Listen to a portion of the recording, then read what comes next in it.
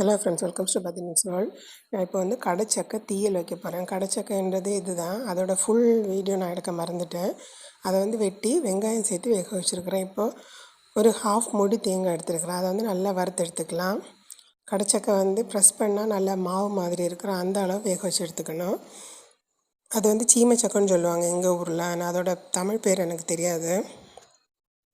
இப்போ வந்து தேங்காய் ஒரு ஹாஃப் மூடி எடுத்துருக்கிறேன். அதை வந்து கொஞ்சமாக வறுத்துட்டு அதில் மிளகாத்தூள், நான் காஷ்மீரி சில்லி தான் போட்டேன், அதனால் 2 ஸ்பூன் போட்டுக்கிறேன்.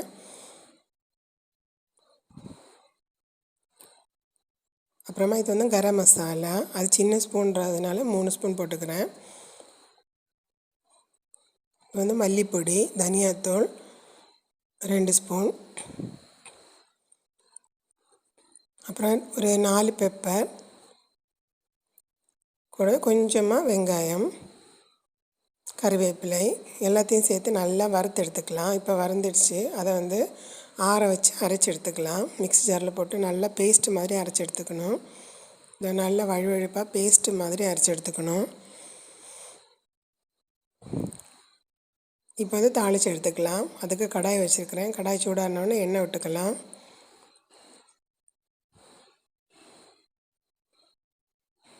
இப்போ எண்ணெய் சூடாகிடுச்சு. கடுகு,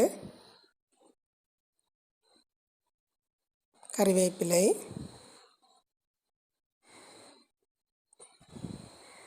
அப்புறமா வேக வச்சுருக்கிறேன் கடைச்சக்கையை ஊற்றிக்கலாம்.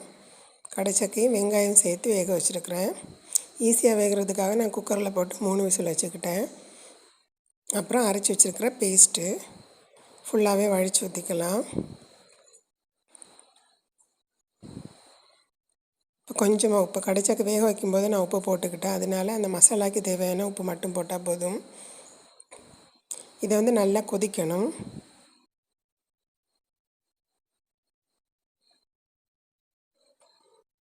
இப்போ வந்து நல்லா கொதிச்சிடுச்சு. இவ்வளோதான் டேஸ்டியான கடைச்சக்கை தீயல் வந்து ரெடி ஆகிடுச்சு. கடைச்சக்கைங்கிறது சக்கை மாதிரி சின்னதாக இருக்கும். நீங்களும் ஒரு வாட்டி இதை வந்து ட்ரை பண்ணி பாருங்கள். மறக்காமல் சேனலை சப்ஸ்கிரைப் பண்ணுங்கள்.